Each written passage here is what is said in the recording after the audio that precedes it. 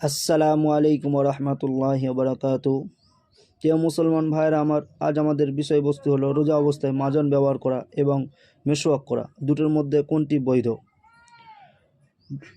মাসআলা: রোজা অবস্থায় সাবধানতার সাথে যদি মাজন অথবা কয়লা দ্বারা দাঁত পরিষ্কার করা হয় এবং গলায় কোনো কিছু না যায়, তাহলে মাকরুহ তাহরিমি হবে না, কিন্তু মাকরুহ তানজিহি অবশ্যই হবে। ফতোয়া দারুল উলুম 6 নম্বর খণ্ডে 404 নম্বর পৃষ্ঠা।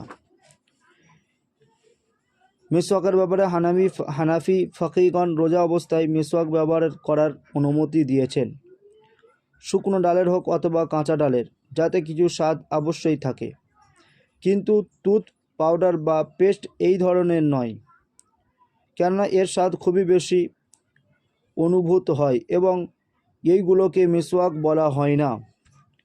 আর মেসওয়াকের সুন্নত আদায় করার জন্য এর প্রয়োজনও নেই, তাই ভীষণ প্রয়োজন ছাড়া রোজা অবস্থায় এর ব্যবহার অবশ্যই মাকরুহ হবে।